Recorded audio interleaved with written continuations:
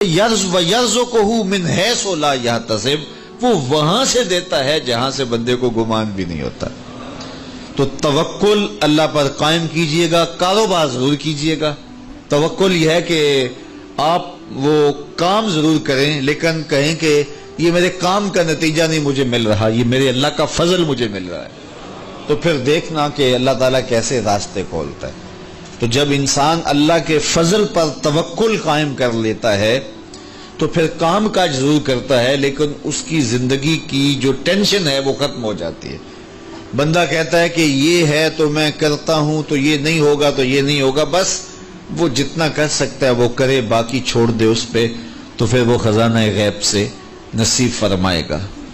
اچھا، حضور علیہ السلام نے ایک اور چیز ارشاد فرمائی، بلکہ اپنی امت کے لیے دعا دی، اللہم بارک لامتی فی بکورہا، اے اللہ میری امت کے لیے صبحوں میں برکتیں ڈال دے۔ جو کام صبح کیے جاتے ہیں ان کاموں میں بڑی برکت ہے۔ جو کام جو ہے وہ دیر سے کیے جاتے ہیں، رات کو کیے جاتے ہیں، دوپہر کے بعد کیے جاتے ہیں، ان میں وہ برکات نہیں رکھی گئی جو حضور کی دعا سے صبح کے کاموں میں برکت رکھی گئی ہے۔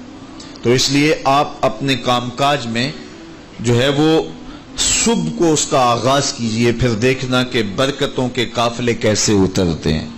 اس لیے کہ میرے حضور کی دعا کبھی مسترد نہیں ہوتی۔ اجابت کا صحرا، عنایت کا جوڑا، دلہن بن کے نکلی دعائے محمد صلی اللہ علیہ وسلم۔ اللہم بارک لامتی فی بکورہا، اے اللہ میری امت کی صبحوں میں برکتیں ڈال دے۔ تو جو کام صبح کے وقت کیے جاتے ہیں اس میں برکت رکھی گئی ہے۔ اگر آپ چاہتے ہیں کہ ہم آسودگی حاصل کریں تو پھر اپنے کاموں کا آغاز صبح سے کیجئے۔ اللہ اکبر، اس کی برکات آپ کو نصیب ہوگی۔ اور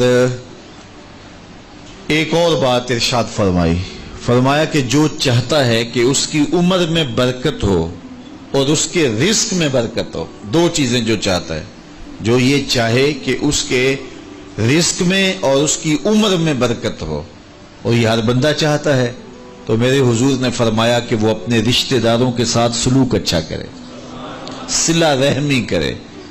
بعض اوقات ہوتا ہے کہ وہ رشتہ داروں کا رویہ اچھا نہیں ہوتا۔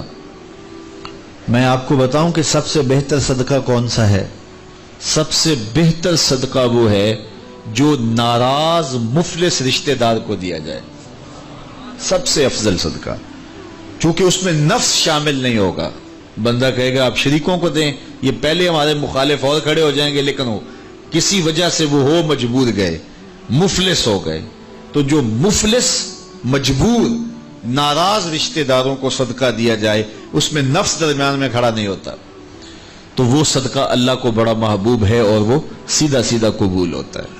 تو جو یہ چاہے کہ میری عمر زیادہ ہو اور میرے رزق میں برکتیں ہوں، تو میرے حضور نے ارشاد فرمایا کہ وہ کیا کرے، وہ اپنے رشتہ داروں کے ساتھ اچھا سلوک کرے۔ صلہ رحمی کی تلقین کی گئی، اس سے آسودگی بھی نصیب ہوتی ہے اور یہ ایک اچھے معاشرے کی تشکیل کی ضمانت بھی ہے، اور اس سے رزق اور عمر میں برکتیں بھی نصیب ہوتی ہیں۔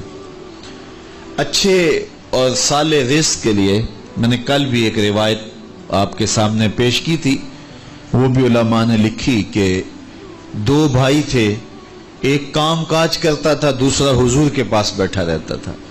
تو اس نے آ کے شکایت کی کہ حضور یہ میرا بھائی ہے، یہ میرے ساتھ کوئی مدد ہی نہیں کرتا، یہ آپ کے پاس ہی بیٹھا رہتا ہے۔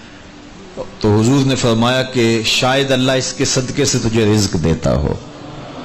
تو جو دین کے لیے بھائی لگ جائیں، رشتہ داروں میں، اعزاء و اقربا میں، یا ویسے ہی طلباء کے لیے آپ اگر شامل ہو جائیں، تو پھر وہ آپ کے کاروبار میں، رزق میں برکت کا سبب و ذریعہ ہو جائے گا۔ ایک اور چیز حضور نے فرمائی، حل تنصرون و ترزقون الا بضعفائکم، فرمایا تمہیں جو رزق دیا جاتا ہے اور بعض امور میں تمہاری مدد کی جاتی ہے، اور مشکل حالات ہوتے ہیں، حالات ٹال دیے جاتے ہیں، میرے حضور نے فرمایا تمہیں پتہ ہے وہ ایسا کیوں ہوتا ہے؟ حل تنصرونا و ترزقونا، تمہیں جو رزق بھی دیا جاتا ہے. بعض اوقات ایسا ہوتا ہے ایک بندہ بڑی محنت کرتا ہے نتائج نہیں ملتے، ایک بندے کی تھوڑی محنت ہوتی ہے لیکن دروازے کھلتے چلے جاتے ہیں. مشکل میں پھنس جاتا ہے، کوئی ایسا سبب لگ جاتا ہے کہ راستے کھل جاتے ہیں. تو بندہ کہتا ہے کہ پتہ نہیں یہ کیا ہوا. تو حضور نے فرمایا کیا جانتے ہو حل تنصرونا و ترزقونا، تمہاری یہ جو مدد ہوئی اور تمہیں جو رزق کی کشادگی عطا کر دی گئی یہ کیوں ہوئی ہے پتہ ہے؟ الا بدعفائکم، کہا تم معاشرے کے جن کمزور لوگوں کی مدد کی ہے یہ ان کی دعاؤں کا نتیجہ ہے. اپاہج، کمزور، لاچار، اراملہ، یتامہ، مساکین. یار جب کوئی شخص کسی یتیم کی مدد کرتا ہے اور ان کے گھر میں چولہا جلتا ہے تو عرش کا رب کتنا راضی ہوتا ہے. جب کوئی دکھیے کے کام آتا ہے اور اس کی اعانت کرتا ہے تو پھر وہ راضی ہو جاتے ہیں. غریب پھنسے ہوئے ماں باپ، گھر بیٹی جوان ہو رہی ہے اور بڑھاپے کی طرف اس کا رخ ہو رہا ہے اور ان کے پاس ہمت نہیں ہے کہ ان بیٹی کو اٹھا سکیں، تو کوئی صاحب ثروت چپکے میں جا کے ان کی مدد کر دیتا ہے کہ تیری بیٹی میری بیٹی ہے اور اس کو تو نے گھر کی دہلیز سے اٹھانا ہے. تو پھر وہ ایک دم خوش ہو جاتا ہے اور آسودہ ہو کے اس کا انتظام کرتا ہے اس کی شادی کا. تو کوئی جانتا ہے کہ اس بوڑھے ماں باپ کے دل سے کتنی دعائیں نکلتی ہیں اور اس جو ہے وہ بیٹی کے دل سے کتنی تمنائیں اور کتنی جو ہے وہ نیک جذبات ان اشخاص کے لیے ہوتے ہیں جو ان کی مدد کے لیے کھڑے ہوئے. تو کوئی اس کا وزن ہے؟ کوئی وزن نہیں کر سکتا کہ اللہ تعالیٰ اس کی برکت کتنی عطا کرتا ہے. تو میرے حضور نے ارشاد فرمایا تمہیں جو رزق دیا جاتا ہے، مصائب سے تمہیں بچا لیا جاتا ہے، آتی آتی تکلیف ٹل جاتی ہے، تمہاری نصرت دشمن کے مقابلے میں ہوتی ہے، حاسدین کے مقابلے میں تم کھڑے ہو جاتے ہو. فرمایا تمہیں پتہ ہے یہ تمہیں کیوں ایسا ہوتا ہے؟ فرمایا الا بدعفائکم، جو تمہارے معاشرے کے کمزور لوگ ہیں جن کی تم نے مدد کی، فرمایا یہ ان کی دعاؤں کا نتیجہ ہوتا ہے. ان کے اٹھے ہوئے ہاتھ اللہ کبھی خالی نہیں موڑتا ہے. اس لیے لاچار لوگوں کی، دکھی لوگوں کی، بے بس اور بے آسرا لوگوں کی مدد کے لیے کھڑے ہو جایا کرو. وہ کسی نے کہا تھا کہ بڑوں کی بڑی بڑی خدمتوں سے وہ سکون نہیں ملتا جو چھوٹے چھوٹے لوگوں کی چھوٹی چھوٹی خدمتوں سے مل جاتا ہے. بڑوں کی بڑی خدمتیں بھی کریں تو وہ راضی نہیں ہوتے، لیکن چھوٹوں کی چھوٹی چھوٹی خدمتیں، یار غریب کو تو پیار سے کھڑا کر کے اس کے پشت پہ شفقت کا ہاتھ پھیر دیں تو وہ سارا دن خوشی سے گزار دیتا ہے کہ آج جو ہے وہ فلاں صاحب نے مجھے تکریم دی ہے، مجھے عزت دی ہے. تو میرے حضور نے فرمایا کہ تمہاری یہ جو مدد ہوتی ہے اور رزق دیا جاتا ہے یہ تمہارے کمزوروں کی وجہ سے اللہ تعالیٰ تمہارے اوپر کرم فرماتا ہے. اچھا، ایک اور ذریعہ رزق کے اضافے کا حضرت عبداللہ ابن مسعود رضی اللہ تعالی عنہ کی مرویات سے. یہ حضرت عبداللہ ابن مسعود جلیل القدر صحابی ہیں. ان کے ہاں بیٹیاں ہی بیٹیاں تھیں. اچھا، جب ان کا آخری وقت آیا اور یہ بڑے سخت بیمار ہو گئے تو نزع کی سی کیفیت طاری ہو گئی تو حضرت عثمان غنی رضی اللہ تعالیٰ عنہ ان کا حال پوچھنے آئے. تو جب حال پوچھا، بیٹھے، گفتگو ہوئی، واپس چلنے لگے تو حضرت عثمان غنی نے اشرفیوں کی 2 تھیلیاں نکال کے حضرت عبداللہ ابن مسعود کو پیش کی. تو انہوں نے کہا کہ مجھے تو اس کی ضرورت نہیں ہے، میں تو اس دنیا سے جا رہا ہوں، تو یہ مجھے کیوں دے رہے ہیں؟ تو حضرت عثمان نے کہا کہ یہ آپ کی بیٹیوں کے لیے، چونکہ آپ کی بیٹیاں ہی بیٹیاں ہیں تو یہ میں ان کے لیے پیش کر رہا ہوں، آپ کو تو واقعی ضرورت نہیں، دنیا سے جا رہے ہیں تو یہ ان کے لیے ہے. تو حضرت عبداللہ ابن مسعود نے پھر تھیلیاں موڑتے ہوئے کہا کہ میری بیٹیوں کو اس کی ضرورت نہیں ہے، اس لیے کہ میرے حضور نے فرمایا تھا کہ جس کے پاس سورہ واقعہ ہو اس کو غربت تنگ نہیں کر سکتی. تو میری بیٹیاں رات کو سونے سے قبل 1 مرتبہ سورہ واقعہ ضرور پڑھتی ہیں، اس لیے تم میری بیٹیوں کے بارے پریشان نہیں ہونا، اللہ کے فضل سے انہیں غربت تنگ نہیں کرے گی، ان کے پاس سورہ واقعہ جو موجود ہے. تو یہ کسی ایسے ضرورت مند کو دو جس کے پاس سورہ واقعہ نہیں ہے. تو سورہ واقعہ کی تلاوت یقیناً رزق کی فراوانیاں اور رزق کی برکتیں حاصل کرنے کا ایک ذریعہ ہے، اور دروازے کھل جاتے ہیں اگر سورہ واقعہ کی تلاوت تسلسل کے ساتھ کی جائے۔ اس لیے اپنے معمولات میں سورہ واقعہ کو شامل کر لیجئے گا، اس کی برکات سے انشاءاللہ رزق کی فراوانیاں نصیب ہوتی ہیں۔ ایک اور ذریعہ رزق کا، اور یہ بہت آسان، شکا رجل الی رسول اللہ دیک المعیشۃ والفقر، حضرت سہل بن سعد الساعدی رضی اللہ تعالی عنہ کی مرویات سے ہے۔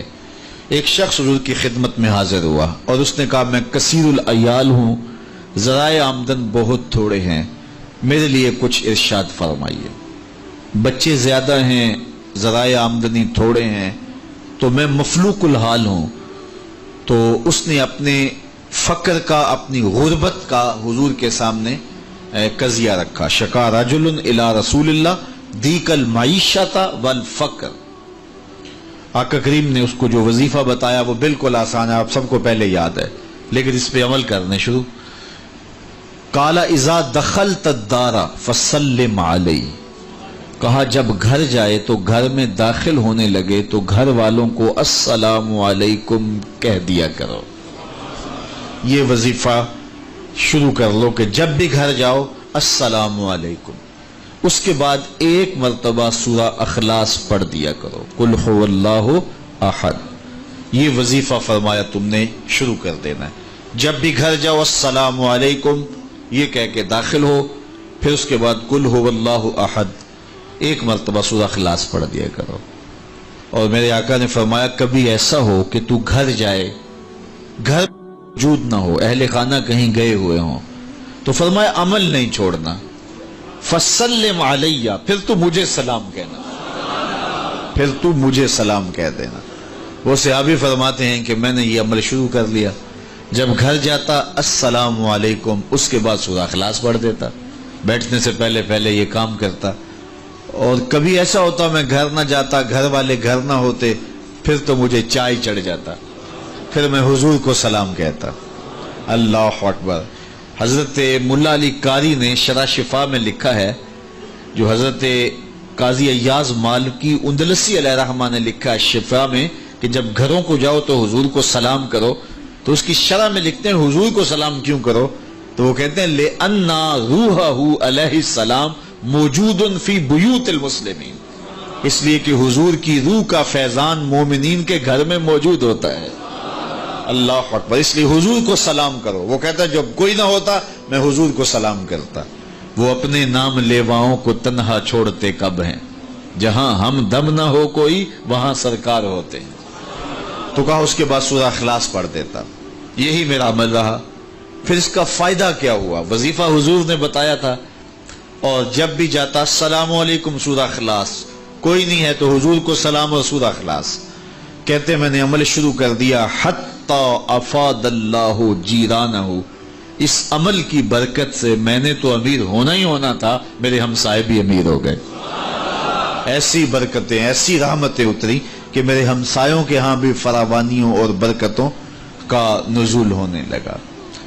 اسی طرح رزق کی فراوانی کا ایک اور ذریعہ ہے، اور وہ یہ انفاق فی سبیل اللہ۔ جب اللہ کی راہ میں آپ خرچ کریں گے تو پھر اس سے رزق بڑھتا ہے، جبکہ ہماری عقل و خرد کے فیصلے یہ ہیں کہ مال میں سے کچھ نکالا جائے تو ہمارا ریاضی اور حساب یہی کہتا ہے کہ کچھ کم ہوتا ہے، ہمارے کیلکولیٹر کا نتیجہ بھی یہی ہے، ہمارا اکاؤنٹنٹ بھی یہی کہتا ہے کہ اتنے نکال دو گے تو باقی اتنے بچیں گے۔